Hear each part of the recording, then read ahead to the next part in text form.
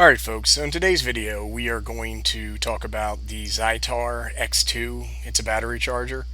Before we get started, I did want to say that I was contacted by the folks at Xtar and they asked if I would do a video review of this product. Of course I said yes. I like playing around with battery chargers. I like doing video reviews.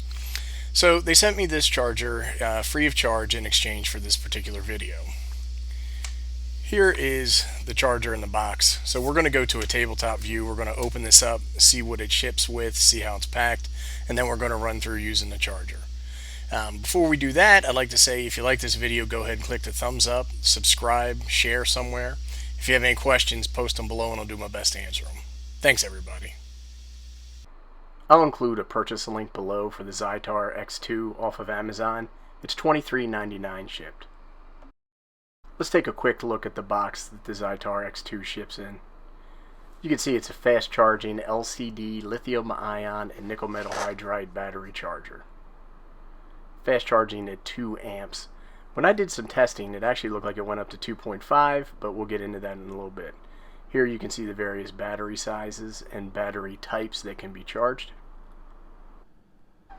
You can pause here if you'd like, but on the back of the box you can see that there are more specifications and details about the product in particular.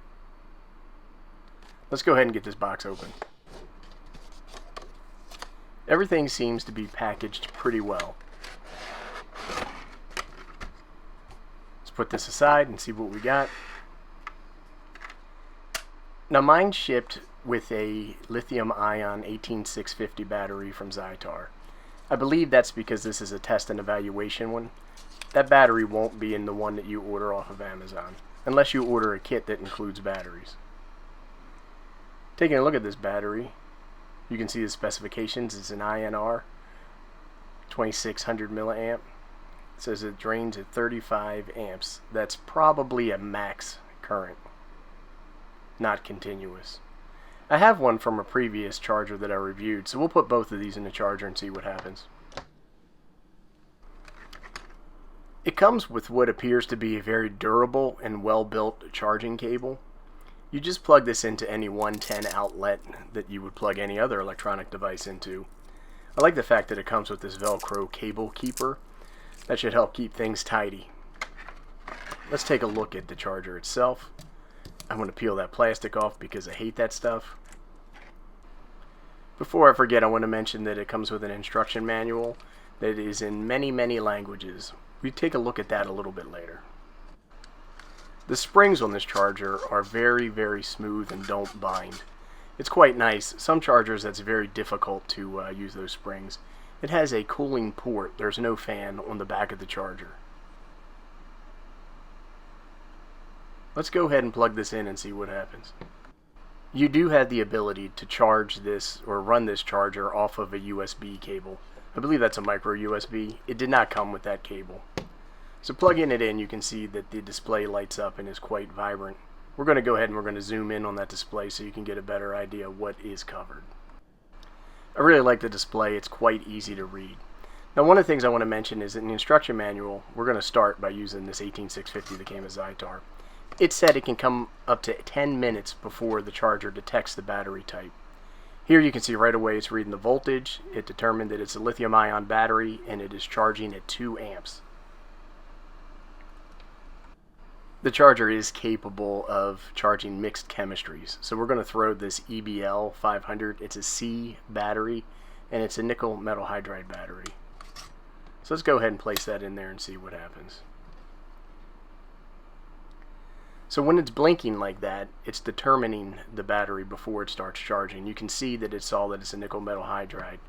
And it's also charging right now, or will be charging at 0.5 amps. The other one says 2, but remember I said it takes 10 minutes. So that's where it appears that this is charging at 2.5 amps, but it will equal out after time. Here's a through night 26650 lithium ion battery. Now I want to put that in there. And the main reason is just to show that it can handle battery of that size and capacity. Let's take a look at the charger, and right out of the gate you can see it detected it was a lithium ion battery and both are charging at 1 amp. So it takes that 2 amp capability and splits it across the two batteries when you have 2 in there. It also reads the volt at 4.2. So that battery's pretty much fully charged. because I get excitable, we're going to take out the 18650 and we're going to put another Xtar battery that I have in here. Here you can see it's a 4200 milliamp. It is an INR 21700. Now this battery is not protected, and people will ask, well, can you put a protected 21700 in there? And there is plenty of space. So I think that that is something that you could do. Now here again, you're seeing that it's showing nickel metal hydride. This does even out after time and show lithium ion, but it takes a while to determine the battery chemistry, the battery size, and then the appropriate charging rating. So again, we're going to do some mixed chemistry. We're going to put this N-loop AA nickel metal hydride battery in here.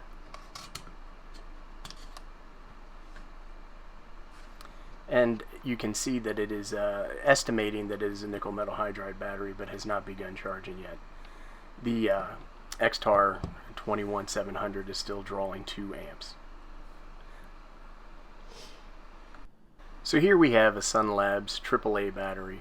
And one of the things I did want to mention about this is that while it's rated to charge a battery of this size, I didn't get contact after initially putting the battery in, and I had to finagle it or lift it up a little bit. That makes this a very delicate situation. If you bump or bounce the charger, that might not charge all the way. It might slide back down. So maybe if that went a little bit further down, we'd have a little better scenario there. So that's going to be a ding.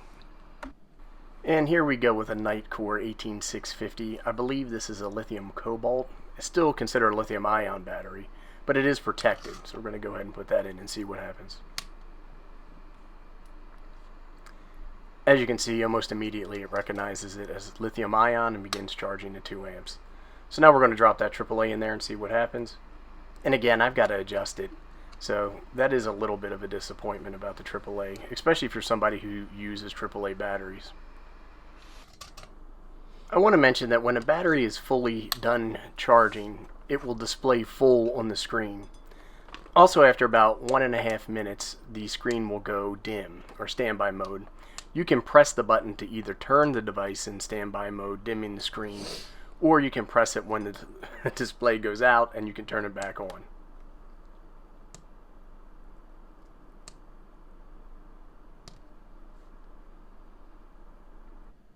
What I'm going to say now is that I like the charger.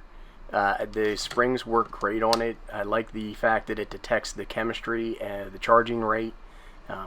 I like the fact that it's a fast charger. You can charge up to 2 amps, which I know some folks will say it's a little bit dangerous. I typically don't charge one battery at a time anyway, so that's always going to be split. And then it goes down to 0.5 amps for the nickel metal hydride batteries if appropriate. $23.99 seems like a reasonable price for a charger with this type of capability. So, like I said, there'll be a link below. You can go check one out if you'd like. I want to say thanks to Xtar for sending this to me. I want to say thanks to everybody for watching. I really appreciate it.